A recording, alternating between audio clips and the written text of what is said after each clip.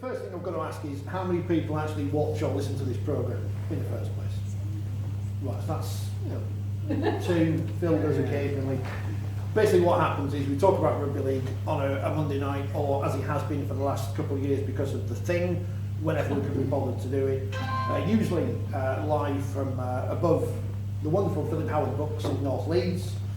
And today we're live in front of you. I mean, we've done 2 of these shows before in Wakefield and in Castleford, and now we thought we'd come to the place in the Wakefield district which has the best stadium of the 3. I mean, we're all shocked that Castleford are not going to get a brand new stadium. Look at the front of the League Express this week. Trinity, no more mocking our stadium, it says there. As long as Mr. Carter doesn't listen to this, we'll go away. Right, the panel tonight as we look ahead to the World Cup and back at the last year. We'll start right at the end. Professor Tony Collins, author, historian, and as everyone is these days, a podcaster. Next to him is the editor-in-chief, editor-at-large. What's your title, Phil? Rugby League prostitute. Rugby League prostitute Phil Caplan. You may have heard him on Talk Sport at 3 in the morning, 4 in the morning? 4:15, I think. 4:15 in the morning. Most popular slot in Pyongyang. And then home of the Pylons, who might play, before New York. Next to him, Leeds Rhinos and England Wheelchair International on the long list for the 2022 Golden Boot. I mean, we'd have already we're fully in favour of giving out the Golden Boot for last year and this year now, but we're not the International Rugby League, unfortunately. That's Nathan Collins. Next to him, a long-time match official, now Director of Operations and Legal at the RFL, so you're not allowed to breathe anymore, it's Robert Hicks. Next to him, journalist and podcaster, also Australian, big fan of clubs. Can I just say I didn't have anything to do with the decision to postpone the World Cup? You will do tonight. You did. Yeah. Derek Bournemouth loves him. Any other clubs? Are you banned from it? I don't think I'm technically banned, but I haven't been since they got relegated the time before last. So, yeah. John Davidson. And next to me, the organiser of the Rugby League Record Keepers Club, which is a thing I should probably join, but if you want me as a member, it probably wouldn't be a club I need to be in, or whatever that phrase is. And Neil Ormston. So we're going to talk about Rugby League for 40 minutes or so, then have a break, then talk about Rugby League for another 40 minutes. If you've listened to the podcast or the show before, you'll know I start off with a question of our guest. Phil then asks all the questions for the rest of these 30 minutes, which saves me doing any work, which is great because I'm from Wakefield and I'm lazy. Phil, the World Cup, it's a year away. We were excited to be in Manchester last week as they relaunched the event with 100 days to go, whatever it is. We were sold on the promise of breakfast. We thought bacon butty, sausage sandwiches, no, Danish pastries, very disappointing. First misstep from those running the World Cup. But Phil, we came away from there extremely excited about what's going to happen. 107 days since the announcement of the postponement to rearranging 61 matches, 21 teams, 18 venues. They've done a phenomenal job. It was almost as if their arm was twisted up their back. They did everything they could, as far as we could see, to keep the original dates. Whether that would have worked or not will be subject to some of the debate that we're going to have. Certainly didn't look great with the Rugby Union Internationals going on at the same time, but I think there was a general feeling that because it is now going to sit between the Commonwealth Games and the Football World Cup, that this whole tranche of real top quality sport in this country or involving teams from this country, we actually sit quite comfortably. They stressed that clearly the BBC have retained their commitment that they'll show all 61 matches, and we've all so enjoyed watching Nathan and his teammates. I think that is a part of the sport that we get really excited about, same with the women's game. And the other thing that they did stress is that we've now got 3 finals in Manchester over a 2-day period, so you can actually make a huge weekend of going to the wheelchair final on the Friday night, getting drunk out of your mind, sobering up enough to go to the women's final, followed by the men's final, then getting drunk out of your mind and waking up sometime on Sunday still in Manchester, which has never happened before. Well, obviously people are drunk in Manchester before. But no, I think we came away from that rejuvenated with the fact that they've done a hell of a lot of the groundwork, and it is, no doubt all the panelists will talk about how important the World Cup is, not just as a showpiece event in itself, but actually what it could do for the sport at a time when it really needs it. I don't think that was the official line from the World Cup. You can go to Manchester and get drunk. Not on the record. Right, I must have written that down. Come and enjoy the world-class hospitality, as someone would say. Nathan, you've got a whole year to prepare. Obviously, when things got cancelled or postponed around all this time, what were you feeling? Obviously, you built yourself up to this World Cup this autumn, and it gets moved back in. Yeah, I was frustrated to start off with when it first got cancelled. You know, we've been preparing, you know, that whole year to play the World Cup, but you know, it's just like an extra 1% is for us to get better, and you know, more time for us to improve. And you just played a very tough couple of games against the French, who are the number one seeds, the world champions. What have you taken from those matches going into next year? You know, they've still got a lot of good players that, you know, played over the years, some that played in World Cups before, and, you know, the class players, you know, they always have been. So, yeah, they're a really good team, tough opponents. And you get to play, well, you open the competition against the Australians at the Copper Box. There's nothing better than it would be to open the World Cup and smash the Australians. Yeah, hopefully. You've got to play to the audience. Yeah. Well, I think the pressure will be on him, because I think in the wheelchair game they're the biggest chance of becoming World Cup winners.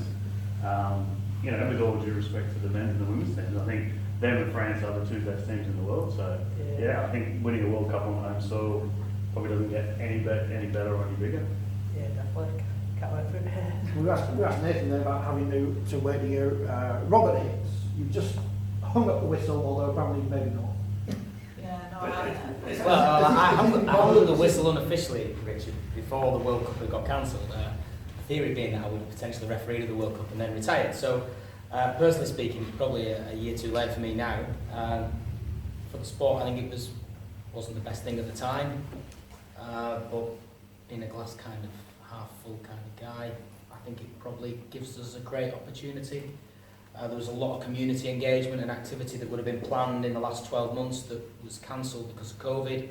That community activity would have transcended the sport, and ultimately that's what the World Cup has to do. It has to transcend the communities and the fans that watch it week in, week out. It has to get into new schools and to new children and inspire people to play the sport and watch the sport that perhaps don't do it now. I mean, so I think actually it probably could end up being the best thing for the sport in this country that it got delayed a year.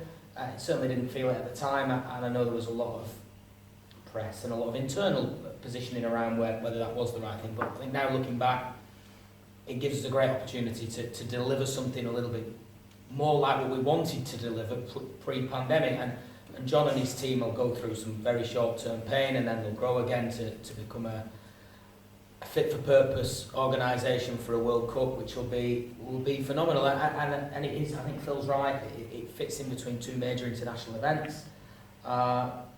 It's going to be an exciting 12 months. We've just got to make the most of it and talk it up as much as we can. And we need the Aussies to come. Well, they've signed a bit of paper now. Really? Like Neville Chamberlain, they've signed a paper. I was doing Would you be tempted out of... I'd love to referee a World Cup. Yeah, absolutely. Are you allowed to? You know, yeah, I could still technically. I'm still technically on the international panel, so at the minute I'm technically a referee for the World Cup. I would be amazed if my performances were of the level of the full-time group. They're an exceptionally conscientious group.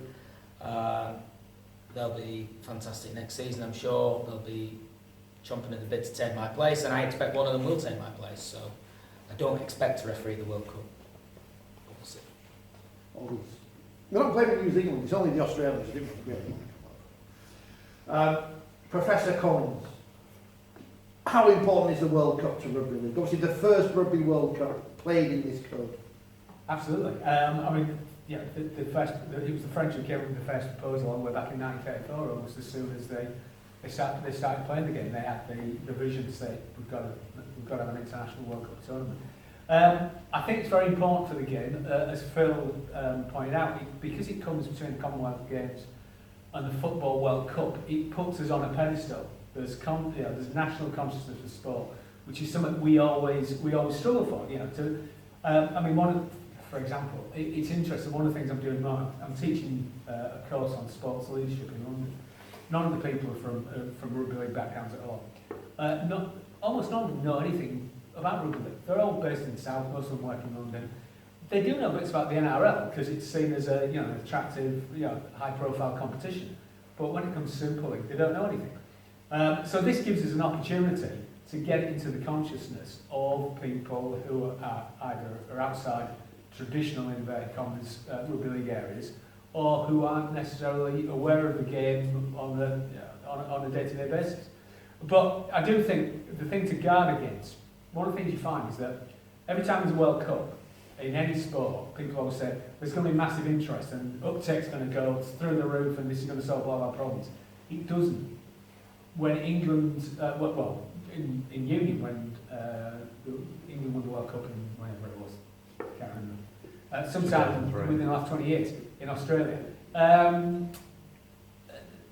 nothing really much happened because they didn't have the infrastructure in place to actually capitalise on people thinking, oh, I wouldn't mind playing this. I mean, obviously it's rugby, so maybe they didn't have that type of response. But that's the key question for the game, I think. We know it's going to be a success. We hope that that England and the other home nations are going to do really, really well. It's going to be a classic World Cup. But we just got to keep on doing the things that the game does on a day-to-day level, but do them better, more professionally, with more good intent than what we've done. So in a sense, it's not the World Cup's going to solve anything. It just gives us a platform to get our act together on a day-to-day level. And the World Cup trophy is beautiful. It is the best trophy in all sport. Yeah. Return of the cockerel. The cockerel is back. It's a great trophy. John, it's your fault that Australia aren't coming because you are our token Australian this season. How was the World Cup perceived outside of this country? I mean, could they care less? Is that why they didn't bother coming over? I know COVID could be huge for everyone. I think it depends who you talk to. I think something that people maybe don't realise, well, particularly Australians in Australia don't realise how insular the country it is. It is located in what's called the arse end of the earth, and people do really only think about themselves and the rest of the world, it seems, because of the numerous oceans that surround it. Everything is quite far away, and also rugby league in Australia is located in essentially two states, much like the M62 game here, but it's not big in Melbourne, it's not big in Adelaide, it's not big in Perth, it's not big in the desert. People tend to think, and also I think combined with that, the establishment of Origin and Origin being a money-making behemoth now, that is the focus. And a lot of people don't worry about what else goes on, but I think Australia does actually need international rugby league. It's probably the only thing we can win at the moment anymore, because we're not very good at cricket or rugby union, or we can swim a bit, but that's about it. All right, at hockey. But no, it does need, and I think rugby league needs it. Maybe rugby league needs Australia more than the other way around, but it gives rugby league legitimacy. And I think if you look at the last two World Cups, which I've been lucky enough to cover extensively, both here and over there, they're fantastic tournaments, and it does put the sport on a different scale. And I think after you have a great World Cup, people sort of realise, oh, this is great, we should do it again, and then usually nothing happens for 4 years or 5 years.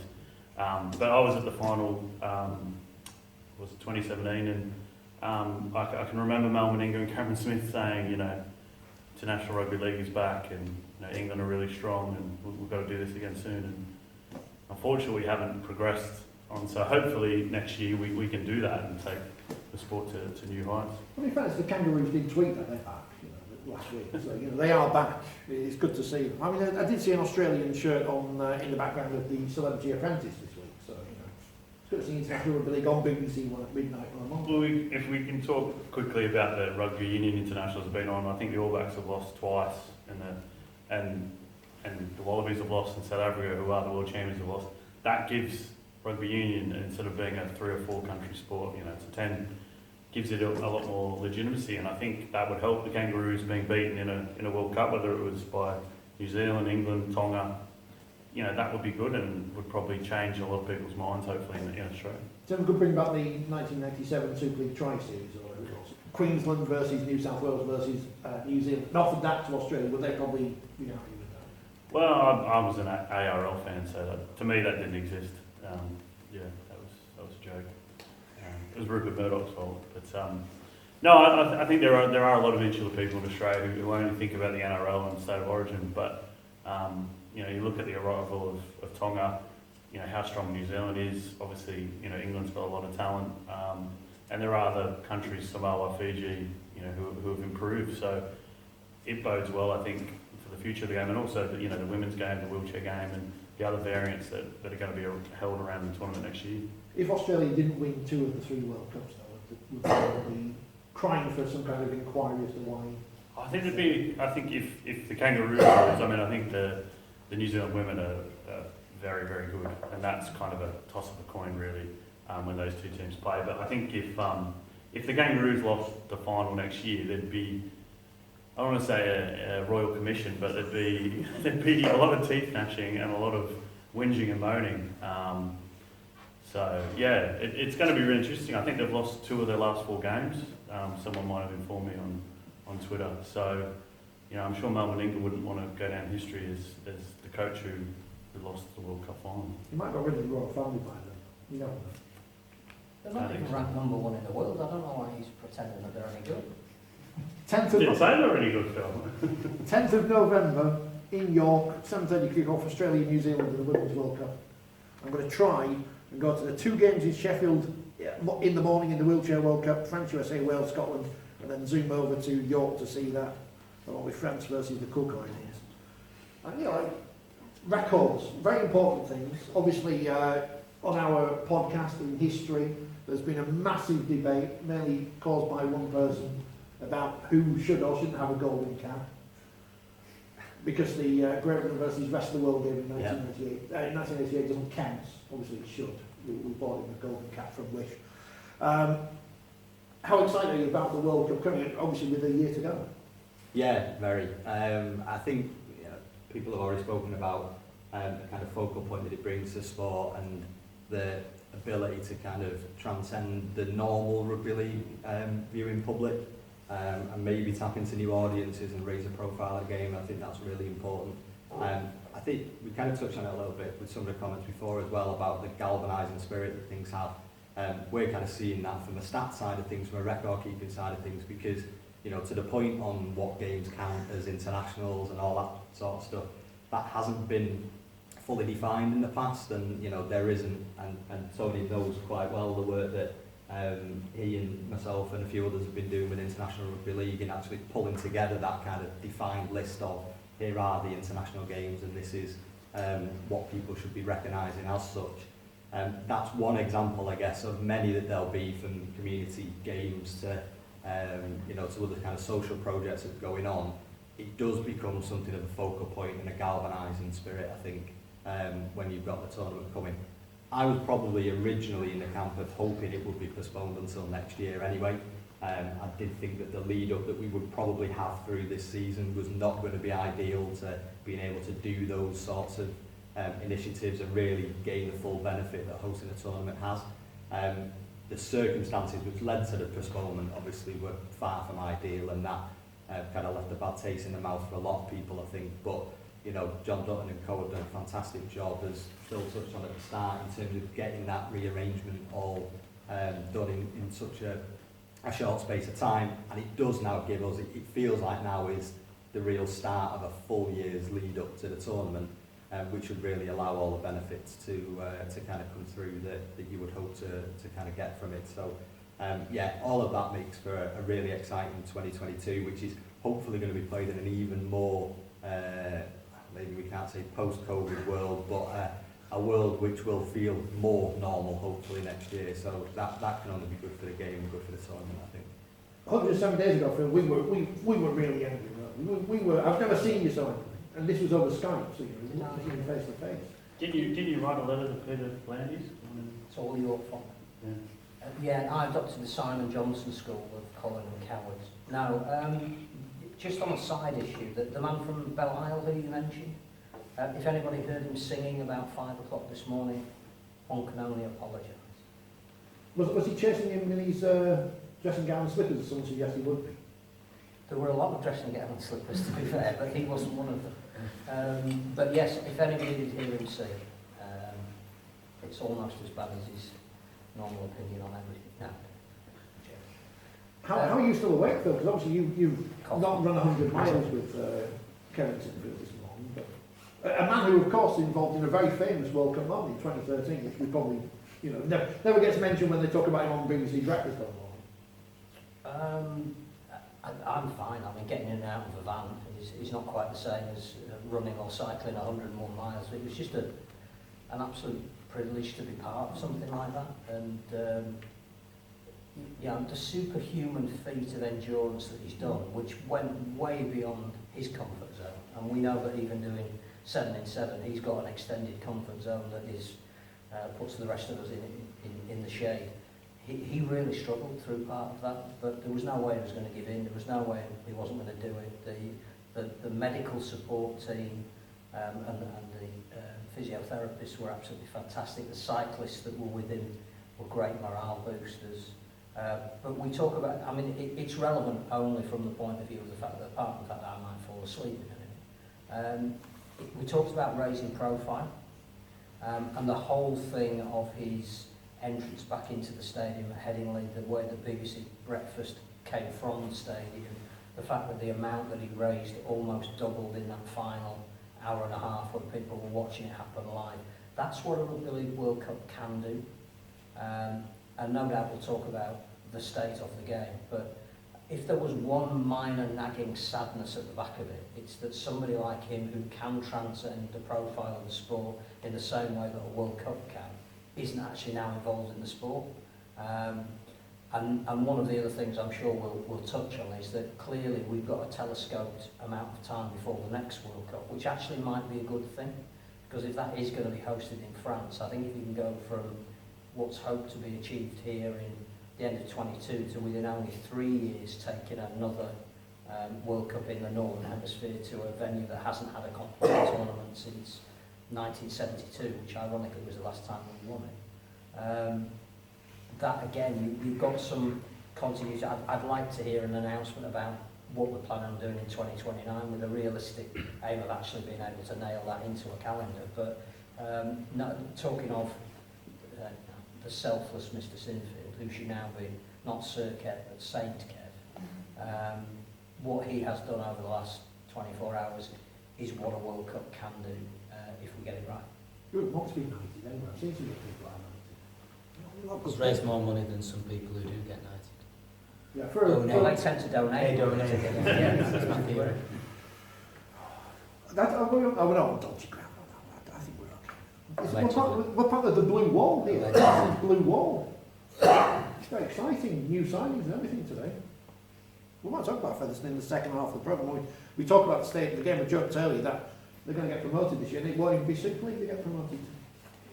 Super League 2, we talk about Kevin Sinfield there. Of course, he has played in World Cups, been part of key moments.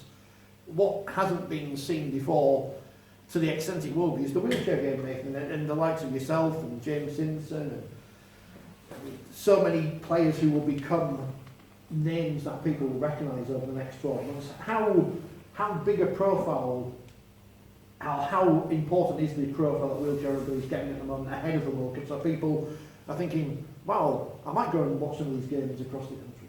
Oh yeah, it's massive, to even get our first game on Sky and BBC earlier this year was just amazing, because it's spreading the word about our sport that we've been playing, and through that get more people watching in the sport and hopefully getting them involved is amazing.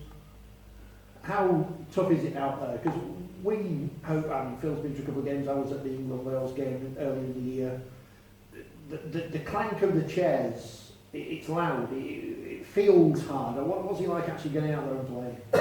Yeah, it's good. I don't really, I'm used to the chairs smashing against each other now. You just block out the noises now, so yeah, it's not as tough as you think it is. Oh, don't tell people. You're making out to be superheroes. This is part of talking the game down, Tony. It's great that we've got so many elements, and we've got the Physical Disability World Cup as well, which is going to be part of this tournament as well. It's going to be the most inclusive World Cup ever, which is great for Rugby League. It's just something else we can sell the game on. Well, absolutely, and I think Rugby League was the original equal opportunity sport, because that's why it was founded. It was founded because the rugby union won't allow players to be paid for the time they took off work to play the game. So the northern clubs said, we think everybody should have the right to play. regardless of what the background is or whether they can afford it, you should have the right to pay to play and be paid for the fact you're drawing a crowd. So, and I think that's something we've not, the game's historically not really promoted in the way that it should do. You know, I'm sure most people here know that it's got an exceptional record when it comes to the integration of black players. You know, black players playing international rugby in the 1930s, long before most other sports. And there's never, but you know, rugby league, it's not perfect by a long way, and it's, but it's got a record that's better than other sports. And these are the things we should be pushing because, you know, it's a highly competitive sports market out there. And one of the things that people, you know, people don't just look at what goes on the pitch when they come to choose a sport. They choose a sport that they're comfortable with, that they can identify with, where they can see themselves, people like themselves. And I think that's a big part of the marketing of the game that we should make more of. That this is a sport that always welcomes people and is actually based on that welcoming of people. And you know, in today's world, in the 21st century, it's all about equality, inclusion, and diversity. Well, rugby league has that in its DNA. And I guess that's part of your role, Robert, now is to kind of make sure that that happens at the top level of the sport, well, at all levels of the sport. Yeah, I think Tony makes some great points about the history of the sport, and I think you're probably right, we don't make enough of our history to some extent. I think we'd be incredibly naive, though, to say we haven't got challenges in those areas. Yeah. And I think you've only got to look at what happened at Yorkshire Cricket recently to know that sport, I think ultimately sport generally has been born out of white privilege. Pretty much every sport. So even though Rugby League was born out of being a working class sport, deep down the people who created Rugby League were middle class mill owners who took it to the next level. But that's perhaps a theoretical argument that's not worth debating. It's a big challenge for us as a sport, and I think unless you actually listen to people who are from those minority backgrounds, whether that be because they're gay, because they're black, because they've got some form of disability, and understand their lived experience, I think it's very difficult to formulate change. And it's easy for me to sit here as a white person involved in the sport and say, yeah, we're an inclusive sport. The reality is we've seen examples throughout the last 12 months where the sport has let itself down, and we've got some challenges there for me. I think the first thing you've got to do is you've just got to recognise that there is a challenge, and you've got to hold your hands up. I speak quite a lot with our inclusion board. Speak quite a bit with Michael Lawrence because he sits on that board. He's an eloquent person. He understands the sport and he understands the challenges. And if you listen to his lived experience, you would not be saying that the sport was everything in the garden was rosy. So absolutely, yeah. So we've got a lot to do there. We're making progress. I think the tackling plan and the working groups we've put in place are good. I would defend our record in terms of how we've dealt with some of the cases this year, even though there's been some criticism, knowing the full facts and knowing what we're trying to achieve. I think our clubs are on board with that. I think the more you open up the women's game and the wheelchair game, PDRL, there's all sorts of other things that are going to come over the hill in the next few years. Transgender participation is going to be one of those, and how you welcome all kinds of groups into your sport.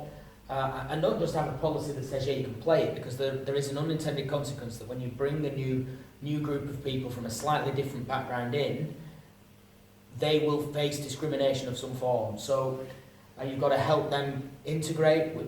I think the World Cup gives us that opportunity, by the way, because I think the World Cup is trying to reach those hard to tackle subjects. I think that's probably all I can say at the minute. But I think you'll see some significant progress in the next 12 months. I think that will help once we appoint our inclusion lead. I think there's an exciting announcement coming in the next few weeks in that regard. I think we'll see some change. I mean, at least the audience is a lot more diverse than the panel this evening. That's one positive we've got. And our boardrooms, I mean, ultimately, one of the challenges that we have for all our boardrooms are most people in decision-making areas of clubs are white men. There's very few boardrooms with diverse backgrounds in them, and that's a challenge for all sport, by the way. It's not just rugby league, it's the reality. I think as Tony has said, and you said, we've always been good at inclusion on the field, but it's off the field, it's in coaching. Yeah. You know, when you look at Willie coaching, you know, sort of the first sort of Polynesian coach, Adrian Lamb. I think Adrian Lamb and Jermaine Cullen were probably the only black coaches last year. I mean, it's traditionally been a white man's profession, and that's obviously something that has to change, because if you look at the Polynesian diaspora and representation, And we found that with our disciplinary panels, that most people who got back involved in the sport in an administrative way were former white players, rather than we weren't finding players from minority backgrounds. And actually then when you start to challenge yourself as to why they weren't, it's partly because they didn't see people in those positions before. So you actually have to go to them and say, please come and get involved and change it. And we've got, for example, we took Alan Hunt on as a member of our disciplinary panels last year. We had our disciplinary review meeting on Friday, and it was a breath of fresh air to just listen to somebody else with a completely different mindset as to what some of these issues cause. We'll talk more about diversity in the second half when we talk about the state of the game, because we'll have more diverse panel in the second half. Well, at least one person. As we come towards the end of this first half of the evening, this first half, it's gone quick. The World Cup coming up 1 year's time, based mainly in the Northern Powerhouse. Well, at least Featherstone's got trains. You know, Featherstone's got a railway station. Lee hasn't got a railway station, so you know it's one up for Featherstone. It's got a pig world. Be nice. They're funding this World Cup. You know, I've got to be nice. Be nice. I'll go down the panel. What are you looking forward to most of this World Cup? What are you looking forward to most of going to happen? For me, probably some of the games that don't necessarily jump out as the headlines. So I can remember my formative Rugby League watching years, seeing New Zealand and Tonga play at Wilderspool in what's probably now regarded as one of the great World Cup matches. That going into that game, you know, yeah, it was played at the local stadium, which is why we went, but people didn't necessarily go with any great expectations on that particular match. I think now with the breadth of teams that we've got, the breadth of tournaments that we've got, I think there's such a good chance of, you know, picking up on one of those games that is just going to kind of capture the imagination of people. So I think it's difficult, you know, you're drawn towards the England games, you're drawn towards the big knockout matches, the finals and things. But I think for me the excitement comes in those little nuggets of games that you don't necessarily expect to be the thing that they turn out to be. And I think that's quite exciting, because that's the unpredictable element of a tournament that's got the breadth, or a set of tournaments that's got the breadth of participation and interest in it. So yeah, I can't wait to see which of the many varied things kind of comes out of that, really. Were you at the Halliwell Jones when Sonny Bill Williams bombed that try? Sonny Blue Williams, yes, yeah. That was a great moment. Right in front of us, that was very exciting. He'll be playing for Samoa. He's retired, Rich. Can I tempt him back? Have you got some money? I haven't. Well, I think he'd come out for a few quid. He's not nicknamed Moneyball for his lack of... We didn't get much of Toronto, did we? I think he did. I'll talk about Toronto later, because they're a big city, and, you know, big city Brian. Yeah. What are you looking for? Well, the same, I think, in the element that it's the, with no disrespect to smaller nations, the unexpected storyline. Like 2017, it was Tonga. I think in 2013, it was the Americans getting to the quarterfinals. The Wiggles doing a song about them. It's those kind of things that you don't expect, and also something we don't unfortunately see all the time is full stadiums. You know, that kind of big atmosphere that you only really get at Old Trafford or at the Challenge Cup final, but genuine excitement and big atmosphere that, you know, it's a big event that you want to be part of, and I think World Cups do that. You know, I was lucky to be in 2017 in Tonga and that game in Auckland. And it's probably I've been lucky to go to FIFA World Cups, Rugby Union World Cups, Ashes Tests, and that Tongan, I don't know what you would call it, but you think versus Castleford? No. I well, there you go. Sorry. Yeah, the people, you know, lining up hours before singing hymns.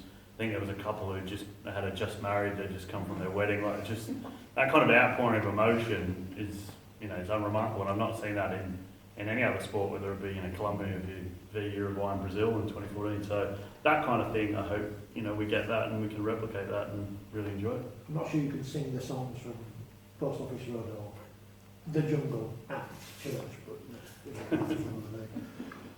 what do you look forward to as a former referee? what are you looking forward to? Yeah, lots of abuse. No, so I was lucky. I was involved in 13, both on the field and as an administrator off the field. I was involved in 17 on the field. I talked on your show about my most memorable moment as an official was Tonga, England. It'll live with me forever. I could name other internationals. I was in France when France played New Zealand, and the Marseillaise was played in Avignon, and the atmosphere of those games, it is indescribable, really. Unless you were in Auckland for that game, I don't think anybody will ever be able to understand how phenomenal it was. And I know loads of people say they were there. It feels like it was that I was there moment for everybody in the world, but it genuinely was unbelievable. I think you look forward to just see, if you're on the field, you look forward to showcasing your talents and hope you don't mess it up. You know, that's the main thing for you. Coming off the field, no one's talking about you. Because I was on that Tonga England game. I was with Matt Chechen, didn't mess it up, but public perception was he did because it suited the narrative to get Tonga to the final. All those things. But International Rugby League is great because there is no partisanship. Unless England are involved in England, there's no real partisanship. So you do get nuggets of games. I was at Rochdale when Fiji played there. That was a phenomenal event. I was at the Lee Sports Village when the Cook Islands played. That was another full house, rocking atmosphere. They are just... World Cups in this country delivered right are always better. I think 13 was better than 17, partly because there were more full houses. That was the reality of it. It got momentum, and people worried after that first day. If you remember, there was a double header in Cardiff. There wasn't massive crowds in. The crowd all disappeared after England got beat. And then the day after was the Sonny Bill Williams moment. And I think that was when the World Cup suddenly came to light in this country in 13. And they are the moments you look forward to. And I think you're right. I think ultimately it's about those moments that you just don't expect to come in. You'll be at a game, and I would encourage people to go to as many games as they can, because they'll be at a game and it may be involving Scotland or Jamaica where there is an unlikely outcome, or it's going down to the wire, and people will understand then why International Rugby League is so important, and why I think if we don't get it right this time, we'll miss a massive opportunity. Well, whatever happened in Cardiff was still better than Ireland versus Samoa. Was it Windsor Park? Was it just some random place in Belfast? Yeah.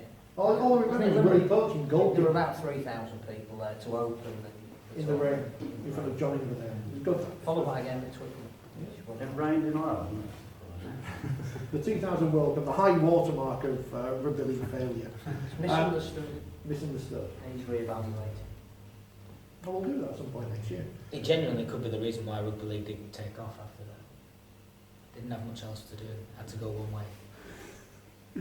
Nathan, I mean, this is a different perspective because you'll, fingers crossed, be playing in this. What are you looking forward to most? Yeah, hopefully I'll be playing it, getting more fans in, new people watching the game, broadcasting it to loads more different people around the world, and hopefully winning it as well. So because barring, we've got to sell that game out though, haven't we? Let's be blunt. If we don't sell that World Cup final out at what was the G-Max, whatever it's called now, that would be the biggest missed opportunity. Having seen all anybody ever talks about is if they've been to a wheelchair game. You've just got to go and watch a wheelchair game. And so if we can't sell, that'll be great. We could sell that out. 5,000. That would be a massive thing for the sport, and would take wheelchair rugby league to the next level. And actually, that is the women's game is massive, by the way. I think there's huge growth there. But if you want to be a truly inclusive sport, you've got to be able to say that we do all these different variants of our sport, and no matter whether you've got a learning disability, a physical disability, whether you're a man, a woman, whatever you are welcome to play our sport, and you can play at that level. I think that's the biggest opportunity for the sport. Bespoke arena in Manchester as well. Very exciting. Phil, I think I know what your answer is going to be, but I haven't asked it. I think there are three, if that's not being greedy. One is the opening game, because I think if we can sell out Newcastle 53,000 for England and Samoa, that's the springboard for the rest of the tournament. And if Samoa did bring the team that we think they can, then that is by no means a foregone conclusion, and it should be an epic contest. I think the opportunity to go to the Emirates Stadium is massive, because although we talked about 80% of the games being in the north, which is a mainly financial consideration, clearly to go to a new venue like that, which is earmarked to be an England game, if if you could get 60,000 there, that would be phenomenal. I think a lot of people will go just to say that they were there, could be the one and only game played there. But the other one, going back to what Neil was saying particularly, is you're always on the lookout for the game in the schedule that might give you something unexpected. Jamaica and Lebanon. I think if you're going to go to any game that's going to have the best atmosphere, where there's a possibility of a quarter-final place at stake, which would mean automatic qualification for the next World Cup, that's the one you've got to be at. If you can listen to a steel band, if you can have the taste of jerk chicken, and you can have the passion that the Lebanese have got for a fight, you've got all the ingredients there for the best of Rugby League. You know, I've lost my money. I was going to say Jamaica Island, you would have said, but even in 3 answers, out of what, 63 games in this World Cup? 61. 61. I can't count. Tony, you get the final answer of the first half. What are you looking forward to most about this World Cup? I'm looking forward to it all. I think the great thing about the World Cups, and like Rob said, 2013 I thought was the best one, is that you get a chance to see Rugby League as you think it should always be. The way World Cups go, and certainly 2013 is a great example of this, and 1995 is another great one as well. That's how the game should be every week. Now obviously it's a different thing, but you get that feeling, and I think, you know, if you're a Rugby League fan, you get a bit of a strut in your stride because things are going well in the World Cup. It's on the news almost every day of the week, so it's completely changed. So it's just a fantastic experience, and I think with this one, it's even more because it does have, uniquely for any sport, it's men's, women's and wheelchair, and I think that's something that's absolutely fantastic, and it kind of, you know, again, it just allows the game to be on the front foot, to hold its head up, and to some extent forget all the other issues that we have to deal with on a day-to-day basis. So I'm just looking forward to it all, and just melting into those, that full month of immersion in Rugby League. Well, now we've got to look at all those other issues now. We'll talk about those after our break. Go get a coffee, cue for the lose, and we'll be back in whenever we're back, 10 minutes or so.